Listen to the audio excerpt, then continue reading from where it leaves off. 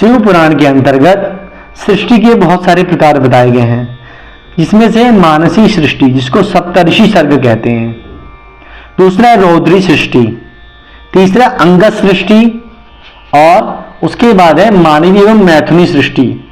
तो इस प्रकार से 4 प्रकार की सृष्टि के वर्णन की बात यहां की गई है। सनक सनंदन आदि ऋषियों के द्वारा सृष्टि की वृद्धि का निषेध किए जाने पर ब्रह्मा जी शिव जी की आज्ञा से दूसरी सृष्टि करने लगे। ये बात करें शिव पुराण के अंतर्गत, और यह वायव्य संहिता में मिलता है इसके बारे में। तो आगे इन्होंने क्या किया कि मरीचि, भृगु, अंगिरा, पुलस्त्य, पुलह, क्रतु, दक्ष, वशिष्ठ इन ऋषियों को मन से पैदा किया। ये मानसी सृष्टि कही जाती है। मनुष्य यानी मन से उत्पन्न किए हुए को हम मानसी सृष्टि कहते हैं, जिसमें उन्होंने सनक सनंदन सनातन के बाद उन्होंने सप्तऋषि की उत्पत्ति की, सप्तऋषियों की उत्पत्ति की जो मन से की। फिर उन्होंने धर्म और संकल्प की रचना की। ये 12 पुत्र कहे गए हैं। यह ग्रह में भी पुराण पुरुष इंद्र के साथ उत्पन्न हुए, इंद्र के साथ इन सबकी उत्पत्ति हुई। आगे है रौद्री सृष्टि। रौद्री अर्थात क्या है कि जब सनक सनंदन आदि के द्वारा सृष्टि रचना का निषेध किए जाने पर ब्रह्मा जी ने तप किया, तप का कुछ भी लाभ नहीं हुआ।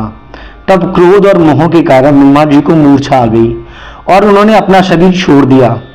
तब भगवान नील और लोहित ब्रह्मा के मुख से प्रकट हुए।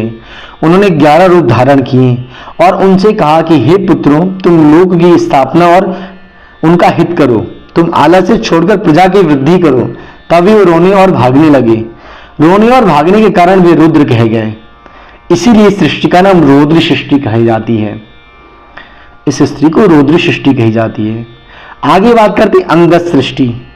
अंगस सृष्टि का मतलब है कि ब्रह्मा जी के मन में सृष्टि करने के उपरांत अपने शरीर के अंगों से सृष्टि की रचना की। चाओं को, फिर ग्रहों को, नक्षत्रों को, फिर वेदों को, फिर छंद को, फिर गान को, फिर यज्ञ को इत्यादि कर करके अपने अंगों से उन्होंने पूरे ब्रह्मांड की स्थापना की। इसमें जगह जगह चीजों का वर्णन मिलता है हमें, जानवरों के बारे में, मनुष्यों के बारे में, देवताओं के बारे में, ऋषियों के बारे में। इस अंग सृष्टि के बारे में हमें बताया गया है कि उनसे ये चीज निकली है। आगे हम बात करते हैं मानुषी सृष्टि एवं मानुषी यानी मैथुनी सृष्टि यानी मानवीय सृष्टि। मानवीय सृष्टि के संबंध में शिव पुराण में 2 कथाएं मिलती हैं। पहली कथा शिव जी से संबंध है, जिसमें ब्रह्मा जी द्वारा शिव स्तुति करना, शिव जी का प्रसन्न होना और प्रसन्न होकर अर्धनारीश्वर रूप का धारण करने का उल्लेख मिलता है। यानी ब्रह्मा जी के तपस्या से, उनके गान से वो प्रसन्न होते और अर्धनारीश्वर यानी आधे शिव आधे शक्ति का रूप धारण करते हैं, इसीलिए उनको अर्धनारीश्वर कहा जाता है। तब ब्रह्मा जी शिव जी के शरीर से पृथक हुई शिवा से नारी कुल की सृष्टि करने की शक्ति मानते हैं। यानी अर्धनारीश्वर रूप में जो शक्ति थी, उनसे भगवान ब्रह्मा कहते हैं कि हे देवी, आप नारी कुल की सृष्टि उत्पन्न करें। इसके अतिरिक्त वे चराचर वृद्धि के लिए शिवा से दक्ष प्रजापति की पुत्री बनने की भी प्रार्थना करते हैं। वो प्रार्थना करते हैं हम दक्ष की पुत्री के रूप में उत्पन्न हो। तब शिवा ब्रह्मा जी के वचनों के अनुसार दक्ष प्रजापति की कन्या हुई। तब से संसार में मैथुन सृष्टि का प्रारंभ हुआ। दूसरी कथा यह है कि ब्रह्मा जी नारद को मैथुन सृष्टि के प्रारंभ की कथा सुनाते हैं कि अंतर्यामी शिव जी की प्रेरणा से वो अपने शरीर को 2 भागों में बांट देते हैं, आधा भाग स्त्री रूप और आधा भाग पुरुष रूप। तब भगवान शिव जी एक श्रेष्ठ दंड की रचना कर देते हैं। उनमें से परम साधक पुरुष स्वयंभू मनु हुई और योगिनी तपस्विनी शत्रुपा नाम की स्त्री हुई। उस शत्रुपा का वर्ण मनु ने किया। तब से विवाह विधि द्वारा मैथुनी सृष्टि का प्रारंभ हुआ। तब उसने प्रियव्रत और उत्तान पादक नामक 2 पुत्र और आकुति, देहूति तथा प्रसूति नाम 3 पुत्रियां उत्पन्न हुई उनसे। इस प्रकार शिव पुराण में सृष्टि उत्पत्ति के संबंध में पर्याप्त विवेचन मिलता है। सृष्टि की उत्पत्ति के संबंध में इस पुराण की नवीनता और मौलिकता बहुत सिद्ध की जा सकती है। इस पुराण में सृष्टि के उत्पत्तिकर्ता शिव को माने गए हैं। यद्यपि सृष्टि की उत्पत्ति के प्रसंग में ब्रह्मा जी का भी उल्लेख प्राप्त होता है, परंतु वे शिव रूप भी कहे गए हैं और शिव की आज्ञा से ही अपने कार्य को करते हैं। सृष्टि की उत्पत्ति के संबंध में 24 तत्व प्राप्त हैं। 1 महत्व, 3 प्रकार का अहंकार, 5 महाभूत, 5 तन माताएं, 5 बुद्धि इंद्रियां, 5 कर्मेंद्रियां।